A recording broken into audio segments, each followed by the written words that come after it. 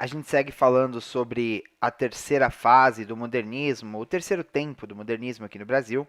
E agora iremos falar sobre o terceiro grande autor dessa geração do modernismo aqui no Brasil, que é o João Guimarães Rosa.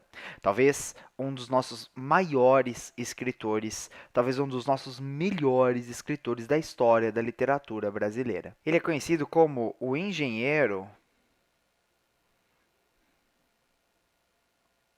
da linguagem.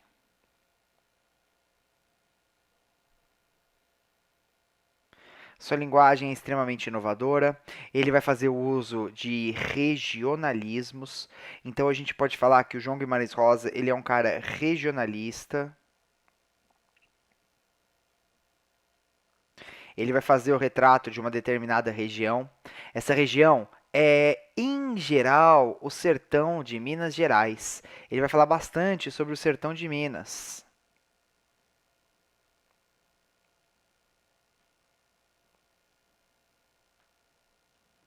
O Guimarães Rosa, ele vai fazer vários questionamentos existenciais, reflexões sobre a vida na sua obra, como é comum nessa geração, você já deve ter entendido isso, né? Então, a obra do Guimarães Rosa é repleta de reflexões existenciais.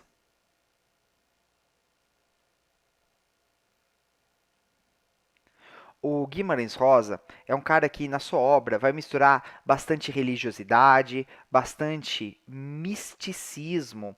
As obras do Guimarães Rosa têm bastante influência da cultura popular. Então, o Guimarães Rosa fala bastante de religião. A religiosidade é um traço importante na obra do Guimarães Rosa. Outro ponto importante é que o João Guimarães Rosa vai trabalhar muito com as palavras. As palavras para o Guimarães Rosa são fundamentais. É por isso que ele explora muito a musicalidade. Então há aqui uma exploração bem forte, bem grande da musicalidade das palavras, dos sons das palavras. O Guimarães Rosa, ele vai trabalhar com uma linguagem extremamente inovadora.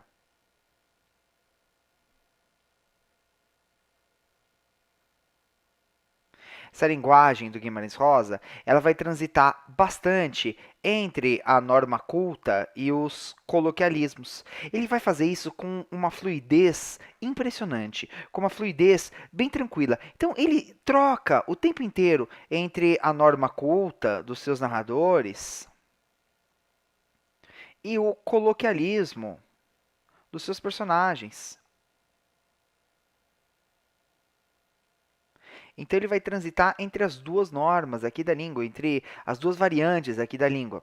O Guimarães Rosa, acima de tudo, vai trabalhar com os neologismos.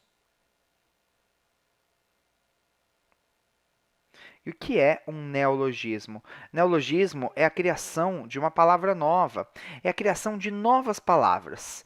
Por exemplo, a palavra cabis meditado,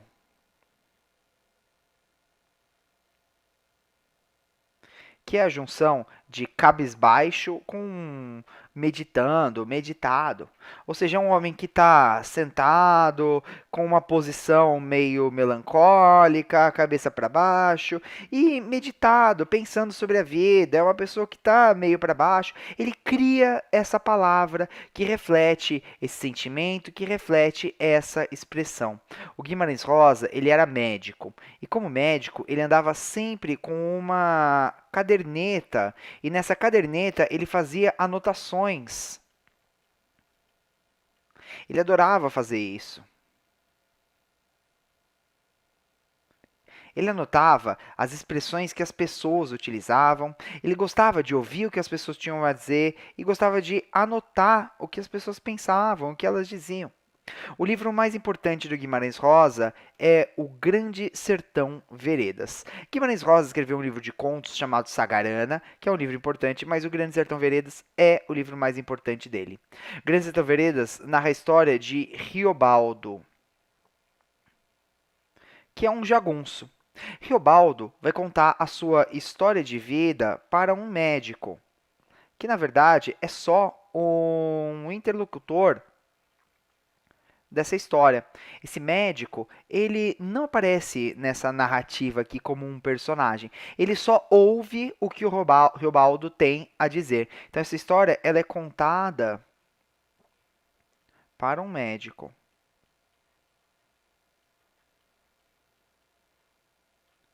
Esse livro aqui vai fazer uma série de reflexões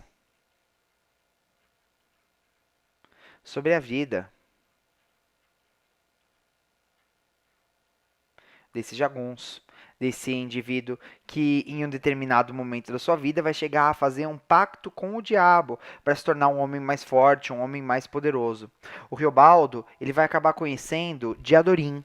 Diadorim é um jagunço que há ali no bando do Riobaldo. Ele vai acabar conhecendo Diadorim e vai acabar se apaixonando por Diadorim. E Diadorim, na verdade, é Maria Diadorina, uma mulher. O Riobaldo, então, vai acabar se aproximando muito de Diadorim.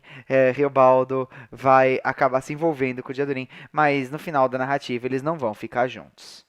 Pois bem, Grande Sertão Veredas é um livro bastante importante da nossa narrativa.